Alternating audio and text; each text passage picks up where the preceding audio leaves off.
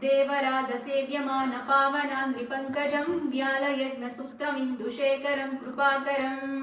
नारदादियोगिवृन्दवन्दितं दिगम्बरं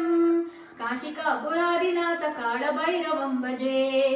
भानुकोटिभास्करं भवाब्धितारकं परं नीलकण्ठमित्सितार्थदायकं त्रिलोचनं कालकालमम्बुजाक्षमक्षशूलमक्षरं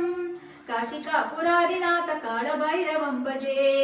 शूलटङ्कपाशदण्डपाणिमादिकारणं श्यामकायमादिदेवमक्षरं निरामयम् भीमविक्रमं प्रभं विचित्रताण्डवाप्रियं काशिकापुरादिनाथ कालभैरवं भजे भुक्तिमुक्तिदायकं प्रशस्तचारुविग्रहं भक्तवत्सलं स्थिरं समस्तलोकविग्रहं निक्वणं मनोज्ञहेम किङ्किणीलसद्गतिं काशिकापुरादिनाथ कालभैरवं भजे धर्मसेतुपालकं त्वधर्ममार्गनाशकं कर्मपाशमोचकं सुशर्मदायकं विभुं स्वर्णवर्णकेशपाशशोभिताङ्गमण्डलं काशिकापुरादिनाथ कालभैरवं भजे रत्नपादुकाप्रभाविरामपादयुग्मकं नित्यमद्वितीयमिष्टदैवतं निरञ्जनं मृत्युदर्पनाशनं कराळदंशमोक्षणं काशिकापुरादिनाथ कालभैरवं भजे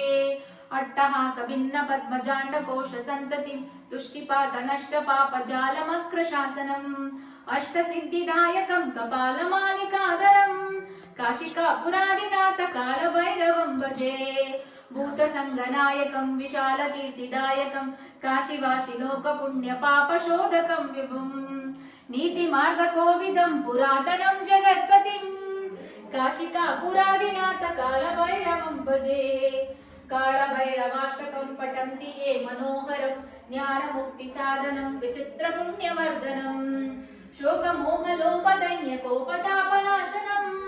ते प्रयान्ति कालभैरवाङ्घ्रिसन्निधिं ध्रुवम् इति श्रीमच्छङ्कराचार्य विरचितं श्रीकालभैरवाष्टकं सम्पूर्णम्।